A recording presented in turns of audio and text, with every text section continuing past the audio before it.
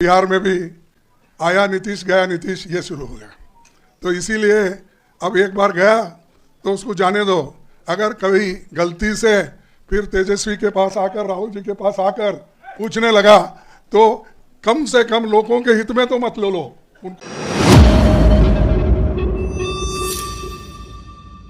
अति पिछड़ा न्याय संकल्प का जो यहाँ पर बैठक हो रही है, जिसमें राहुल गांधी जी और हमारे अपोजिशन पार्टी के नेता बिहार के असेंबली के यादव साहब और सभी मंच पर बैठे हुए मेरे साथियों, यहाँ पर जमा हुए अति पिछड़ा समाज के सभी नेतागण और इस 10 पॉइंट प्रोग्राम का जो एक संकल्प आप सभी ने मिलकर जो तैयार किया है, इसको मैं पूरा सपोर्ट अपने तरफ से करता हूं। और ये संकल्प राहुल गांधी जी, तेजस्वी जी और हमारे मंच पर बैठे हुए सभी नेतागण एक होकर ये दस्तावेज तैयार किए हैं। और जब हमारी सरकार आएगी, जल्दी आने वाली है, तो उस वक्त ये सारे चीज ध्यान में रख के हम एक एक करने जा रहे हैं। तो इसीलिए जनता का सपोर्ट हमें चाहिए। सिर्फ सपोर्ट के लिए हम नहीं कर रहे हैं, हमें ऐसे जातियों को ऊपर उठाना है जो पिछड़े हैं, अति पिछड़े हैं, दलित हैं, माइनॉरिटीज के हैं। बहुत से समाज आज हक से वंचित है, और वो वंचित रहने की वजह क्या है कि जो सरकार अधिकार में आती है तब इस पर ध्यान नहीं देती।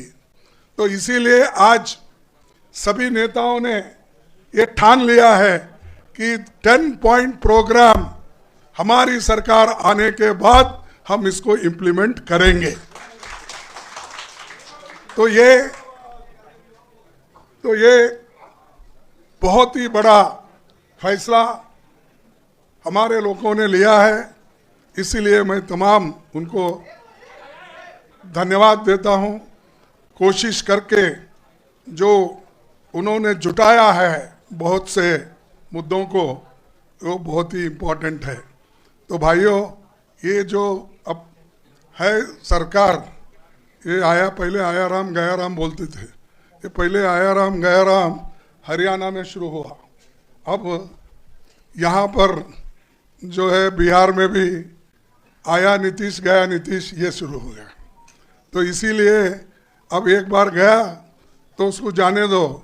अगर कभी गलती से फिर तेजस्वी के पास आकर, राहुल जी के पास आकर पूछने लगा तो कम से कम लोगों के हित में तो मत लो उनको, जनता के हित में। क्योंकि वो जब बीजेपी के पास जब गए, इसका मतलब है इस देश में वर्णाश्रम को वो रखना चाहते हैं, मनुवाद को चलाना चाहते हैं, और गरीबों को, आज जो पिछड़े हुए लोग हैं, दलित हैं, ये सब जब ये बीजेपी की सरकार होगी तब पूरे ये लोग बर्बाद होंगे। इनको कोई हक पहले भी नहीं था, महिलाओं को भी हक नहीं था, दलितों को नहीं था, अछूतों का तो छोड़िए नहीं था।